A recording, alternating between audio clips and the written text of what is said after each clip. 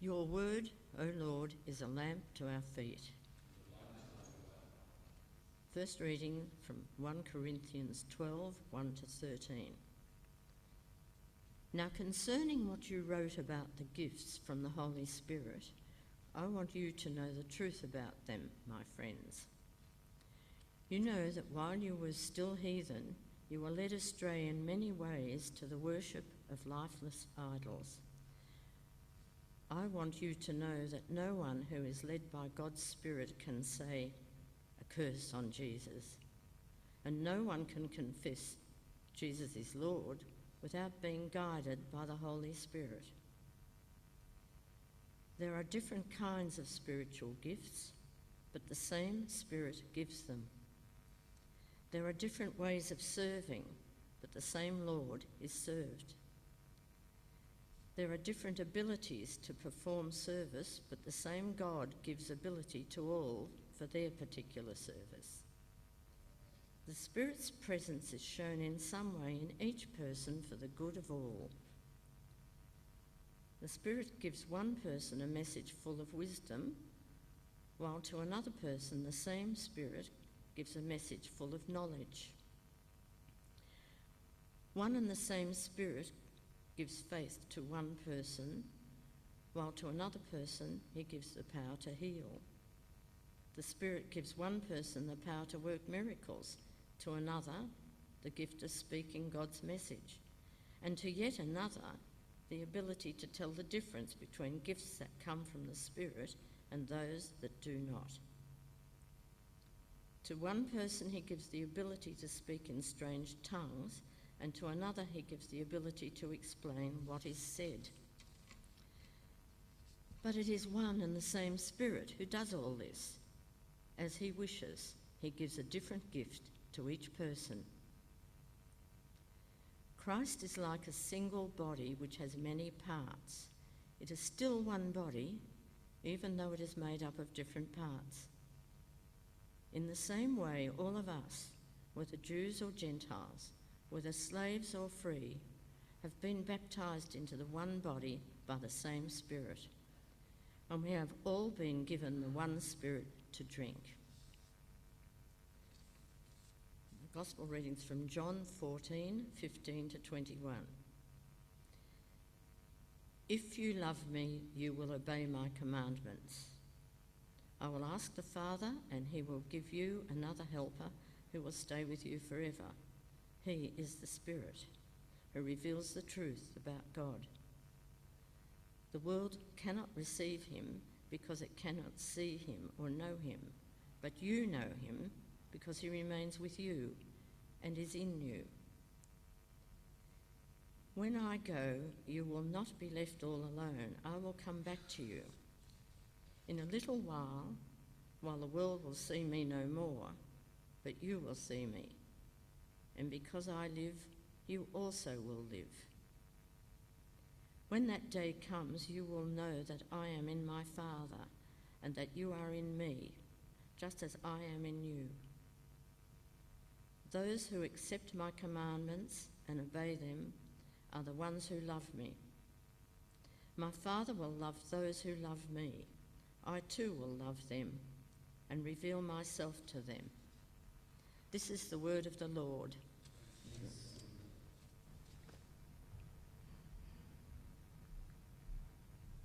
Thanks, Ginny.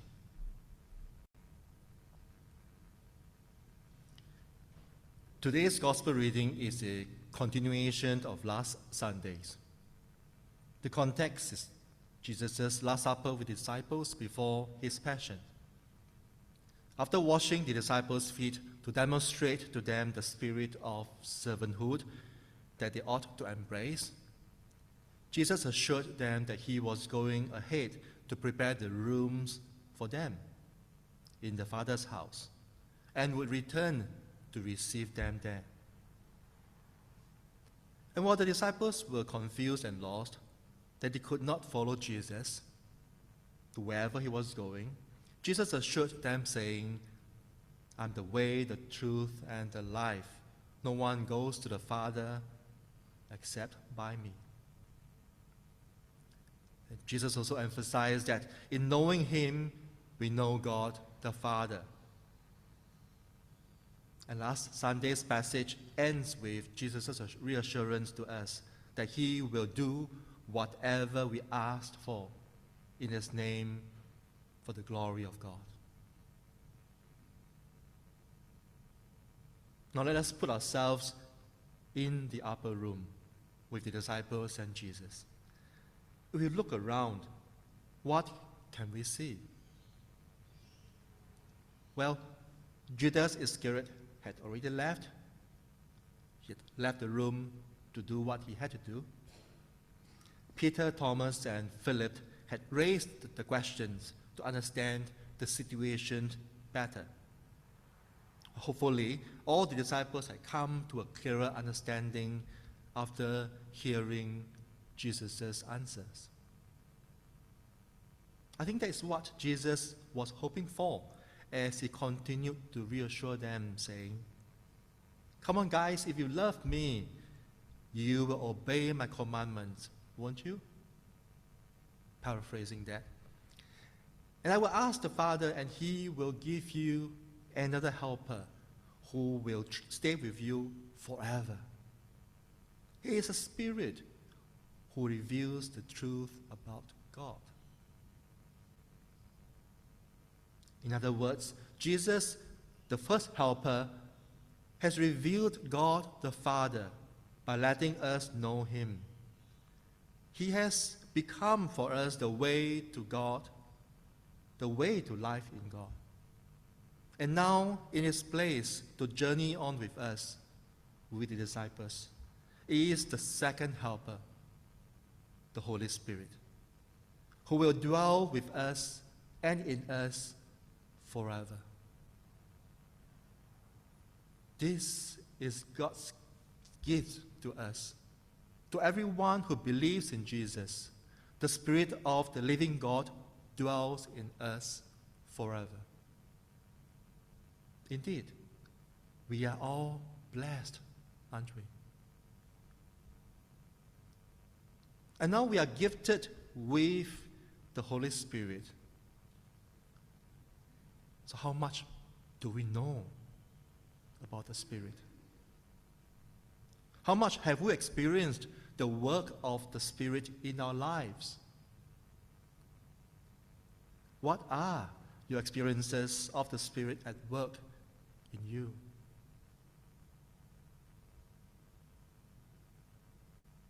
But to begin with, it is our belief that the Spirit is the third person of the Trinity. That is, the Spirit is God, co-equal and coexists with, and also of the same essence as God the Father and Jesus the Son. In other words, God the Father, Jesus the Son, and the Holy Spirit are distinct from one another in terms of their personal relationships, but are co-equally and coexistingly God, the being of God. Therefore, they do not exist independently from each other. And with this theological understanding, the gifting of the Holy Spirit is God gifting God's self to us.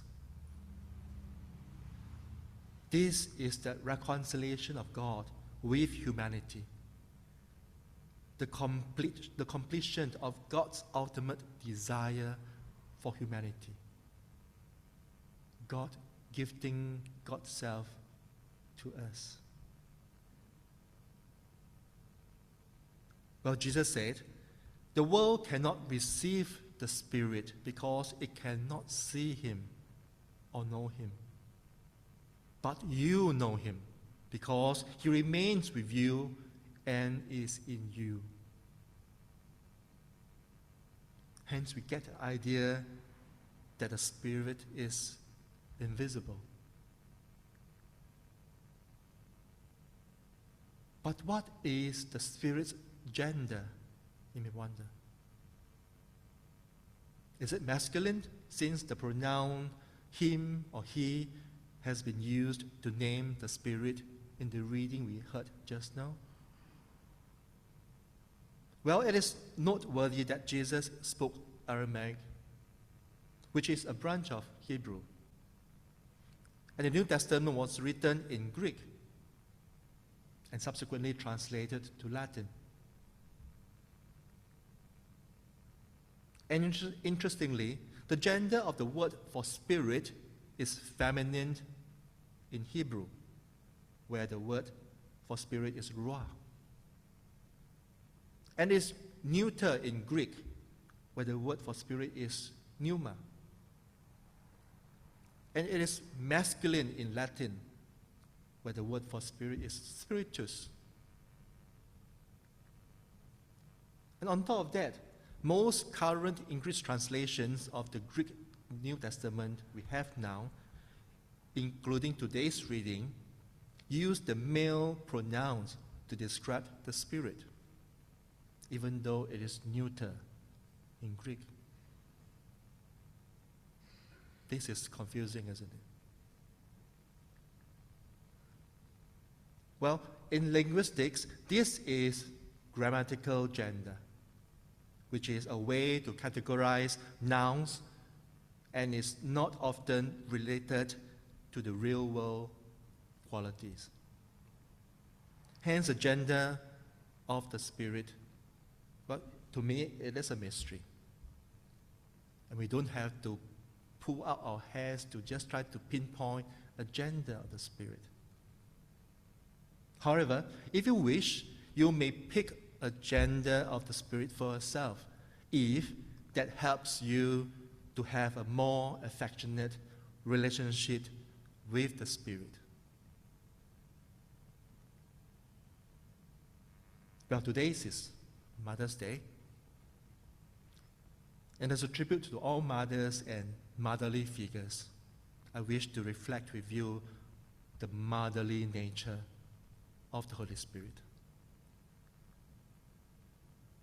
Now, if you look at a typical family, there are exceptions, of course. Most often, it is the mother who would comfort the children when they are physically or emotionally hurt, like a footy injury, a failed exam, or first breakup. It is often the mother who nurses the children who have fallen ill, even if it's a common cold. And it's often the mother who prepares the meals for the family and organizes their lunch boxes and reminds them to bring the essentials to school or to work. Or the mother who combs the children's hair or tie the plaits, or even teach the children to tie the shoelaces. The list goes on and on. And the role of a mother is often 24/7, around the clock, isn't it? And hooray to all mothers and motherly figures that we have known. To me, the Holy Spirit is like a loving mother nurturing us in every aspect, spiritually, emotionally, and psychologically. I wonder if your experience of the Spirit is similar. But there is a growing recognition that the Spirit is described using qualities that come most naturally and common to women and mothers. What do you think?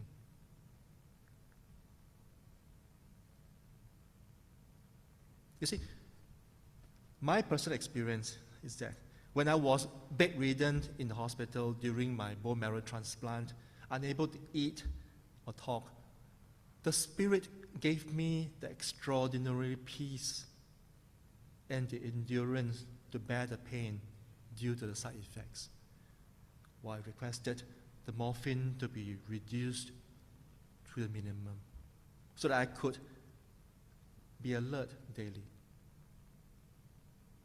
That was that experience of that very comforting peace and the strength. And the Spirit moves my heart to be compassionate to people's plight as they share their struggles in life. And the Spirit opens my ears to attentively listen while giving me words to pastorally care for them. And each week, in preparing my sermon reflection, as I reflect on the Bible passages, I can't begin to write until the Spirit gives me the picture or the idea to relate the passage to you, to the people.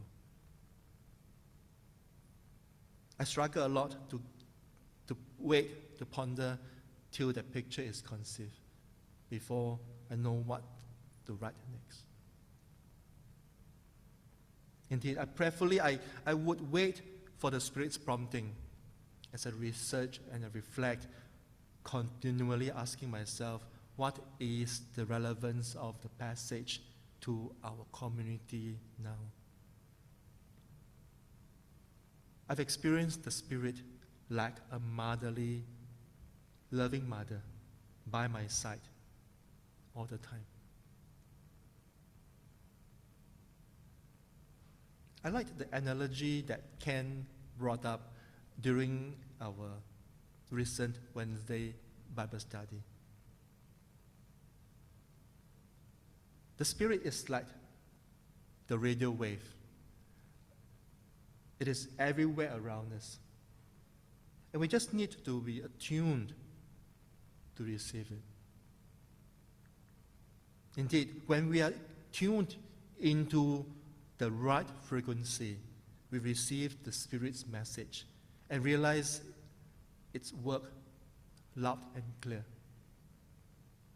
But when we tune out, we lose the reception and miss the Spirit's presence, even though it is still with us there and then, now.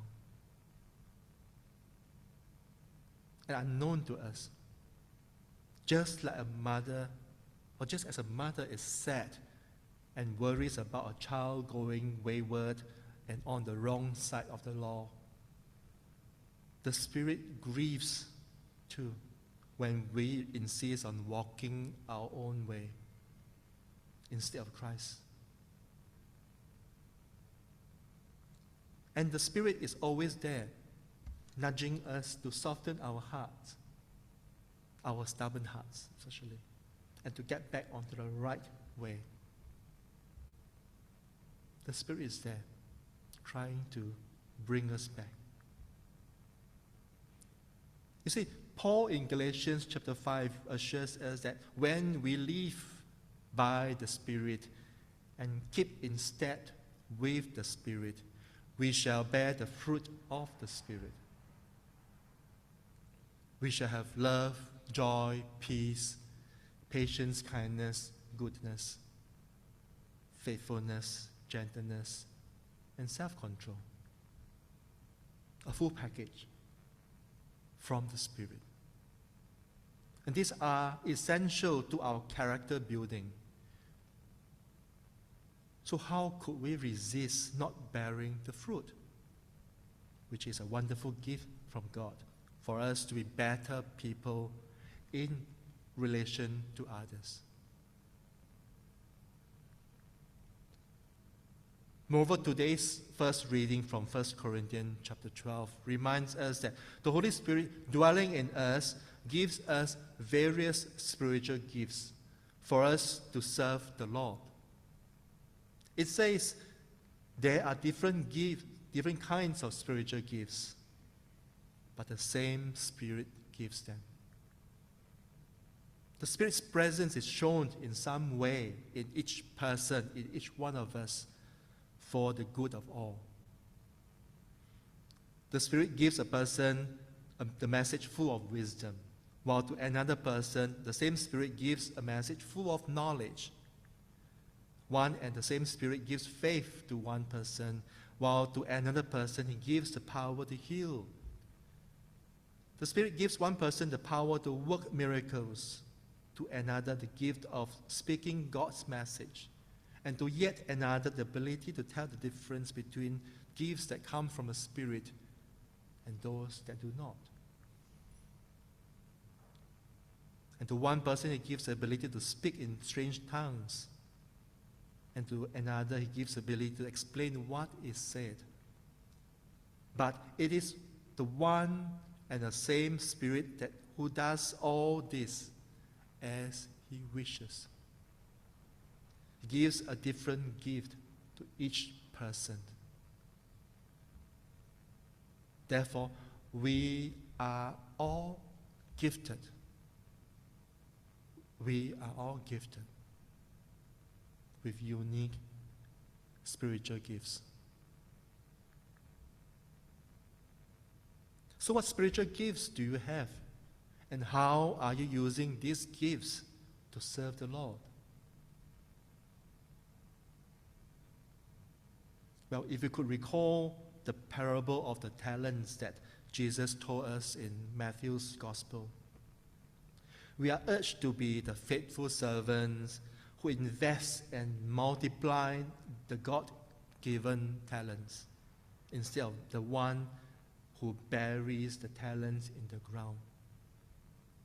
Hence, let us use the abilities God has given us and the spiritual gifts that we have received in serving this community and beyond. Now, if there's anyone present here or even over Zoom who unfortunately has not experienced motherly love before in your life, I am truly sorry. But may I invite you to experience this motherly nature of the Holy Spirit by attuning to the Spirit and letting that motherly love of the Spirit to touch you, to nurture you, to comfort you, and provide for you. All because Christ Jesus has given us the Spirit to dwell in us forever. Amen.